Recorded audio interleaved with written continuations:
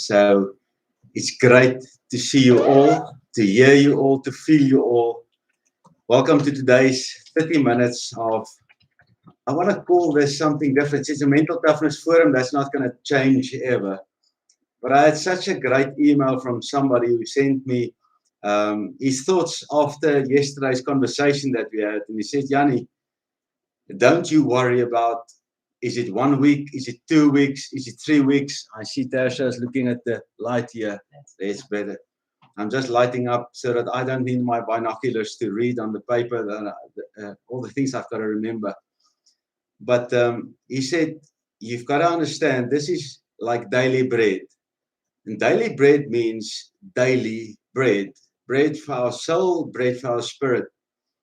And when I read that email, something came over me, and it was like this peace of knowing that God's time is always perfect. We don't have to worry about when or where or how much. Timing is perfect. We just have to be obedient, listen, obedient. That's all it is. So if there's anybody new joining us today, I would like to welcome you to this Mental Toughness Forum. Like all the people that's being part of this, some of you for 3 weeks already, some of you maybe started yesterday. There's purpose behind everything that I say, although I don't always explain it in that way. We grow up and we learn to be spectators of life. We go to church. For those of you who believe in God, you go to church. I go to church as well. Don't worry, I believe in God. But there's people who don't believe in God, so they don't go to church, but they go to meetings and they go to whatever. And so often we go to a church and we sit there, and especially when we become familiar with something, when it becomes a normal routine in your life, you don't put a lot of emphasis or attention on the moment because we're so used to it. And so often we sit in church and we are too comfortable to take out a pen and make notes. Why? Because we know after church or after a meeting or after, we're just going to walk out and nobody's expecting us to be accountable for what we heard. Nobody's going to ask us what we heard. And thereby we become spectators in life, and we become more and more comfortable with average, because it's not excellent to just listen and not teach. You've got to understand there's a major difference between knowing and understanding. Knowledge is available to us all. There's so much knowledge available on the internet. You can go today and you can type one word and you will be able to read for the rest of your life just on that one word. That's how much information is available. That's knowledge. It's information available. However, there is a major difference between knowing and understanding. And thereby, I don't want this half an hour, 30 minutes to just give information. Then I can just make a recording or write a book and you get information. This is live. This is physically present, although we are sitting on the opposite sides of technology. I would like to challenge every one of you that after this session, you have to speak what you've heard, because the word says, in the power of your tongue is life and death. Not one of us are going to use the same words in explaining what we've heard. Every one of us are using different words to explain what we heard, because we hear differently. And your unique way of listening is what puts you in the arena of life. Otherwise, your interpretation is never going to be heard. You're going to be a spectator watching other people living life. So after the session, the notes that you took, you're going to share it with the people around you. Somebody's going to ask you, Frank, can you tell us what have you heard from today's session? And then you're going to reply by saying, Frank has heard this. Frank is me. Okay, my name is Yanni, but you're going to say your name. And you're going to say your name in everything. So you're not going to report back towards a society or some people. You're going to report back just for you.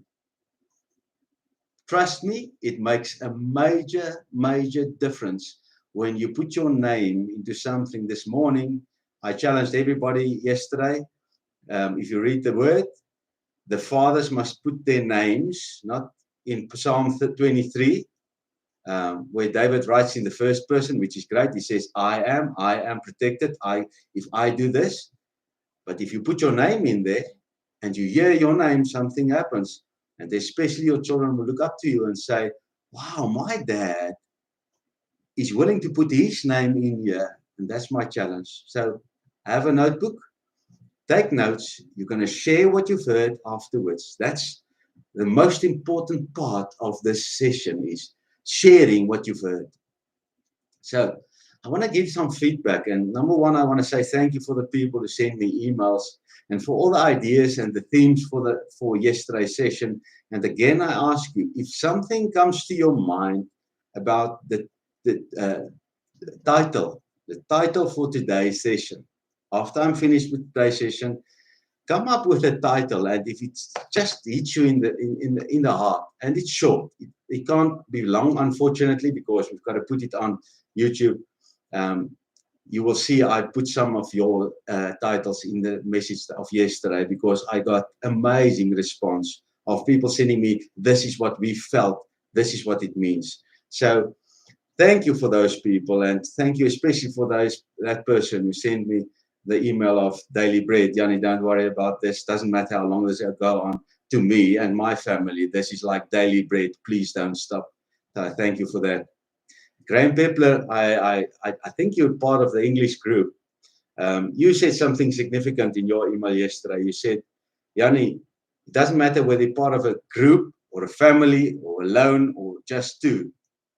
The most important part that I'm busy learning is to have synergy with the man in the mirror. And that hit me between the eyes, is to have synergy. That means you build yourself up, not break yourself down with the man in the mirror. I want to ask you before we continue with this session, what is your mindset for today? Have you set your mind today? We had this most amazing experience this morning, and I'm going to share about this. It was totally dark when we woke up. When I came down and I had my quiet time, it was pitch dark because it was cloudy, it was raining outside, and it's grey, but it was pitch black. So when we made our coffee and tea, we start with a cup of tea first, and then we go for the coffee thereafter. When I sat there upstairs and my wife was busy doing something else, and before she came, I sat there and I thought to myself, yeah, sitting here in pitch dark, does this make sense? Why not sleep? Because I really wanted to sleep a little bit more. And when my mind awoke, I don't have an alarm clock that goes off. I don't need one, because my body, after many, many years of knowing this is my time, and I only got this frame of time. And I hope you hear what I say. I only have a frame of time for this thing, because if this frame is gone, I've got something else that I need to do in the next frame. And we were sitting and chatting, and we said, it's strange. Here we sit in pitch dark. We can't see the sun rise yet because it's rising a little bit later every day. Are we continue with this? And why would we? Because it would have been nice to sleep. And it's coming to my mindset for today, or the toughness idea that I want to share with you, is why do something if there's something more comfortable that I could have done and it would have been nicer? And the answer was very clear this morning. Because if I don't use this frame of time, I've lost it. It's gone. I can't get it back today.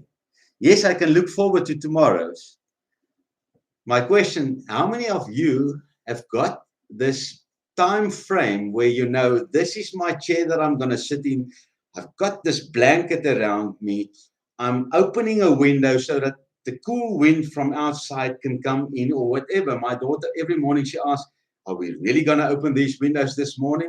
And I say to her, as long as we've got a blanket, we open this window, because the chill from outside and the warmth of the blanket is a fresh memory.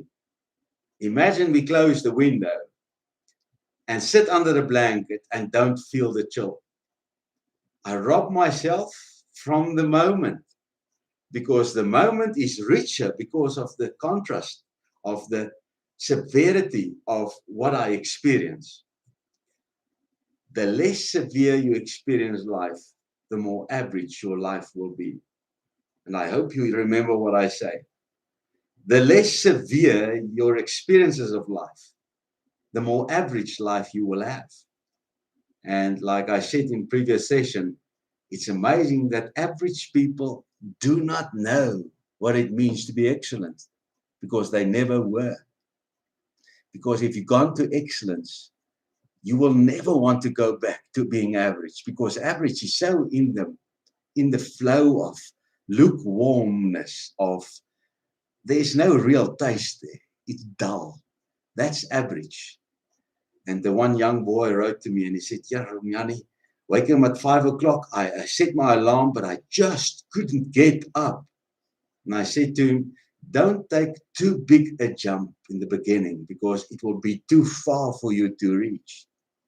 Rather, set a small jump. Get yourself a small target. Take a small jump. Instead of 2 hours earlier, make it 15 minutes earlier. And that 15 minutes will become easy, and then you will take another jump and another jump. And eventually you will be at 5 o'clock or whatever time you choose. 6 o'clock is fine. There's no right or wrong. It's your day. But I tell you, this morning when I sat there upstairs and I thought about these things, my mindset was absolutely incredible. And this is the major thing I want to share with you regarding mindset. What's yours?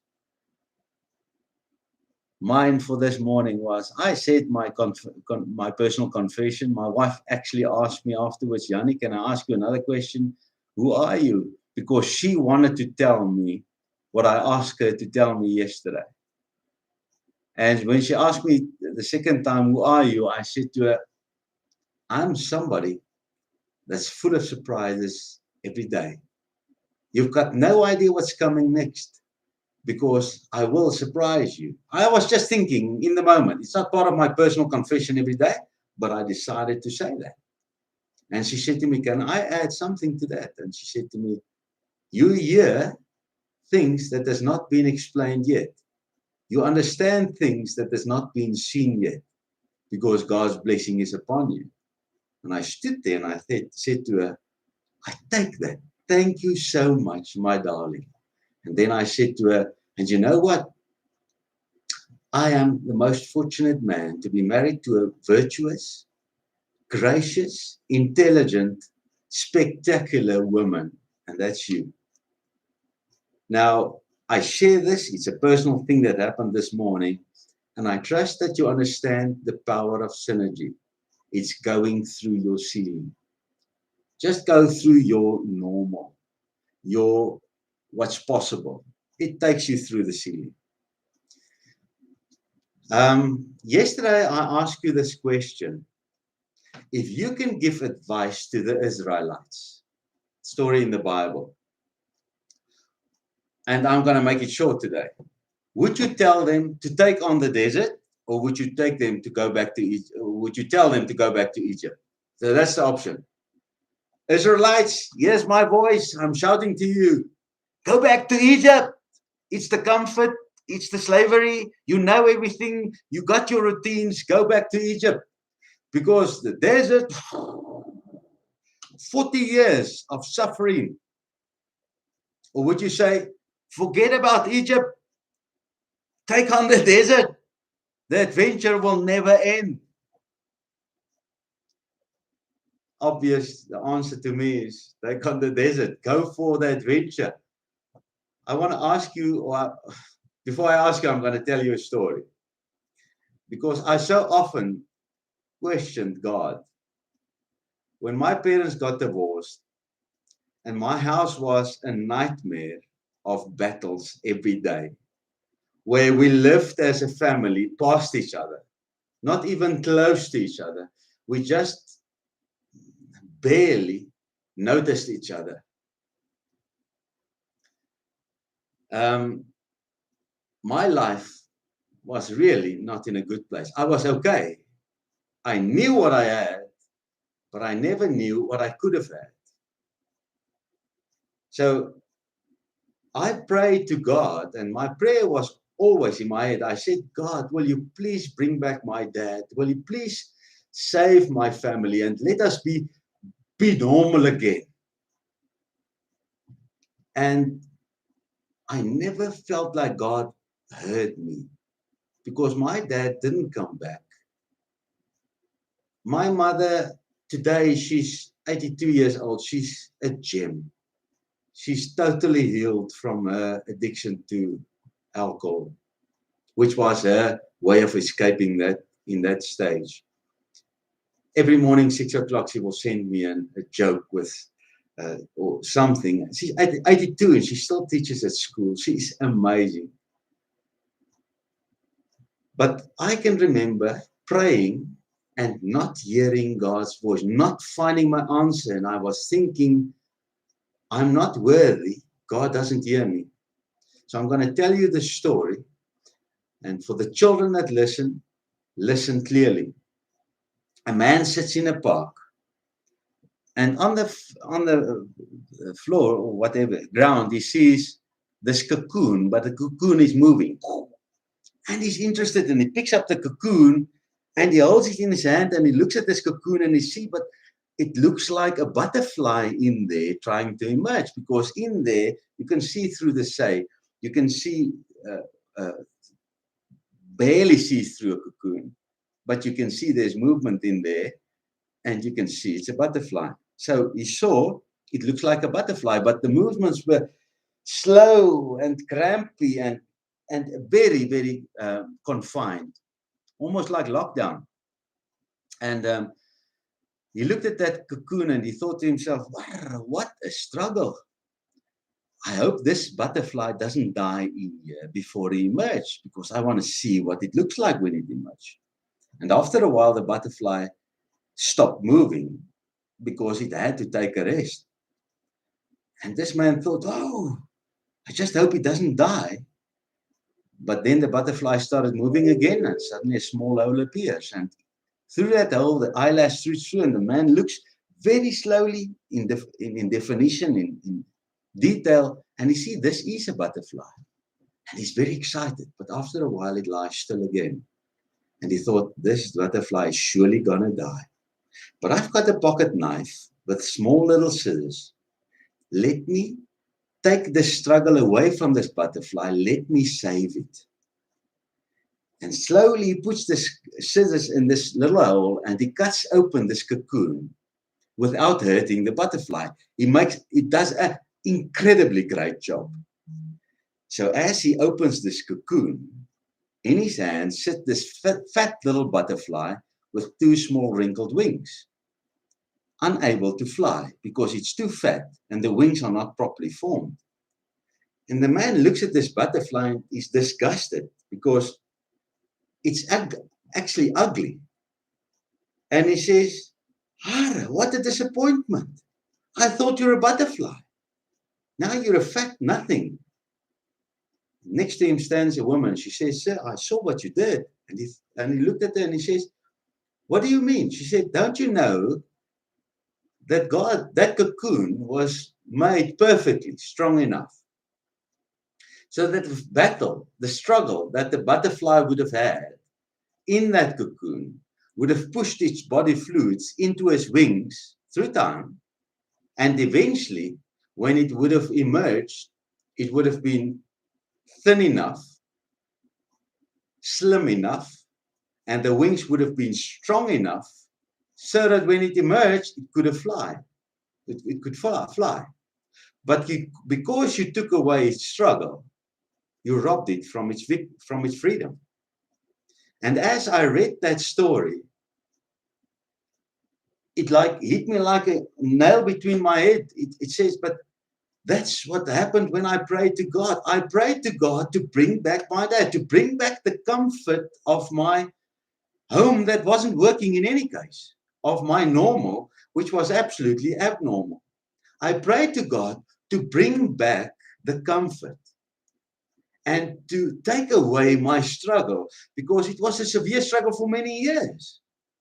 Yet, when I look back today, I realize that God never left me. He never didn't hear me.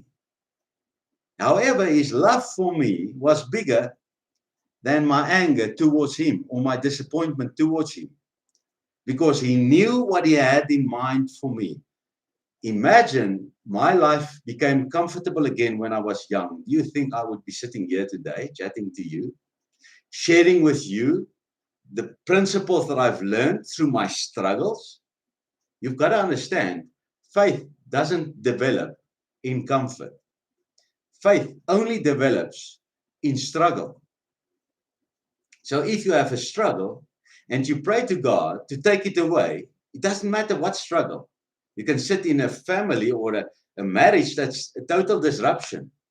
Instead of asking God to take it away, to make it perfect, why not understand that He's busy growing your character and your faith, so that once you have victory, you will emerge and then you can live your purpose. And that's to slap your wings and fly and spread the fragrance of victory, of the struggle that you have. So if you are a child and you're sitting there, if you're clever, you will turn to your parents and say, Mom and Dad, please, when I ask you to take away my struggle, please don't do it, because then you rob me from my freedom. Then I will become a very fat and ugly brat whom you are going to be taking care of for the rest of your life, because I will never be able to fly. I know there's many of you smiling right now, because there's many children saying, no, I don't want to ask my parents to make it difficult. My son phoned me from America the other day, and this was his conversation. He said to me, Dad, he spoke Afrikaans, but in translation, he said, Dad, I just want to thank you for never stopping to wake us up early. Because today, that difficult is the pleasure and the wealth I taste that not one of my friends here understand. They've got no clue about what it is. Because at this moment, there where he is in America, not at this moment exactly, but when he was at college, he was the only one waking up only at 6 o'clock, because it's still pitch dark there. He was the only one in the gym. He was the only one jogging. He was the only one capturing the morning sunrise. And he knew it, and he sent his messages and his pictures to us. His struggle became his wealth. So many people say, Yanni, my whole aim is not to make my kids suffer like I did when I was young. I want to ask you, really? Would you have become the person you are today without your suffering? Suffering is necessary, and the word says, rejoice in your suffering. Rejoice in your suffering, because conquering your suffering will cause you to become a champion in life. That's where champions are born. Champions are not born in the comfort of a bed, lying, sleeping late. That's not where champions lie. No, they paid the price, and one day, when they choose to, they can sleep late, whenever they want to. You see, you first pay the price, then you enjoy the benefits thereof. If you choose, and I want to say this to you, you either choose the first pain or you choose the second pain. A fool will choose the second pain, because the first pain is immediate. The second pain is postponed. The first pain is the pain of discipline. That means you lie in bed, your alarm clock goes off, you open the duvet, you get out, it's raining outside. You say, oh, I just want to lie a little bit more. If you don't take the pain of discipline is immediate. That means I stop my sleep. It's painful, because it would have been nice to sleep.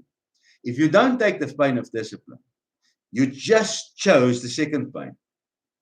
Because imagine you go back, lie in bed, pull a duvet over and say, Oh, just this morning. What will stop you from making that same decision tomorrow morning? If you've done it once, why not twice? If you've done it twice, why not? Nobody knows. That's character. Character is revealed in the choices you make when nobody else knows what you do. So if you succeed in not taking the pain of discipline once, why will you not continue doing that? But you know what? You won't see what happens. That's how you lose a marriage, not suddenly. You lose a marriage day by day. You don't take the pain of discipline. You've just chosen the second pain, and that's the pain of regret. That's one day when you look back and you overweight and you sweat just walking up the stairs. And when your grandchildren come to you and say, Granddad, can you come and play? You just find an excuse. And those excuses are the regrets that you carry because you didn't pay attention to the small things you had for free. So today I want to challenge you. Are you wanting God? Are you wanting this time to pass? Are you wanting the struggle to disappear? Are you really wanting to go back to normal, to the comfort of what you know?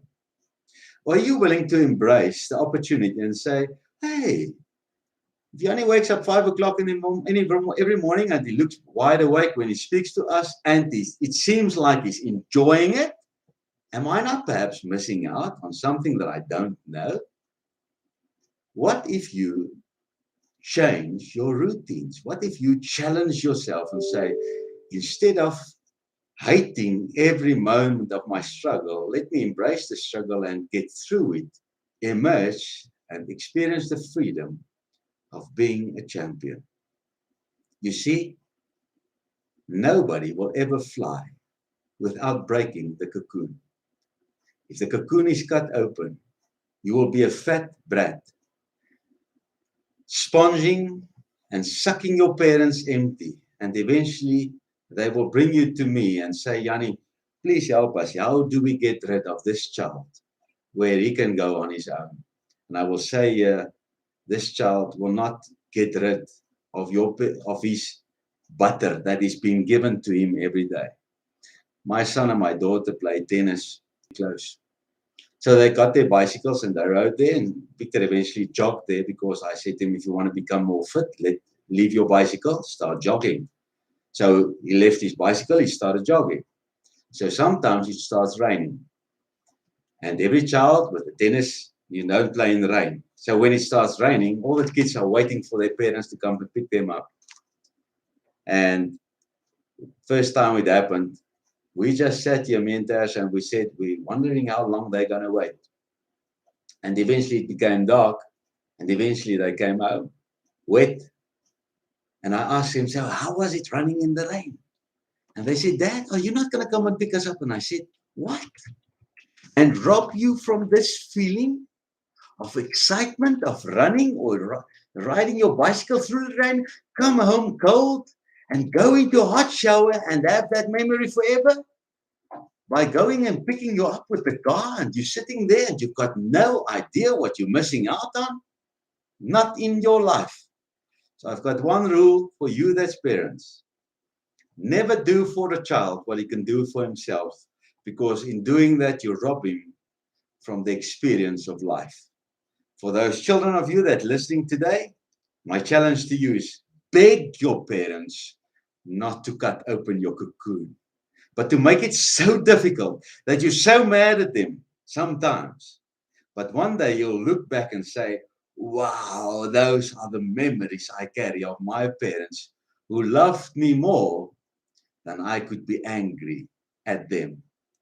I trust that you understand this message for today. When I was angry at God, thinking that He doesn't love me because He's not taking away my struggle, God was smiling because His love for me was more than my anger at Him. I trust that you're going to emerge from your cocoon, enjoy your struggle, embrace it. There's a victory for everyone who will never give up. Have a super day. It was awesome chatting to you. And for the themes, for the title, send your idea. For the feedback, for any one of you who wants to send me whatever, step up challenge you've got in your home that's really igniting your family, send that to us, because other families need to hear a step up challenge as well. We're busy with ours at this moment, and that's to tell me what I told you, what I want to hear today. So please tell me, Dad, you're going to hear things, understand things that nobody else is understand, because God is revealing that to you. And I'm going to say to my wife and my daughter, thank you. I take what you say, because it's synergy growing, taking us through our ceiling. Have a super day. Chat to you tomorrow. Bye.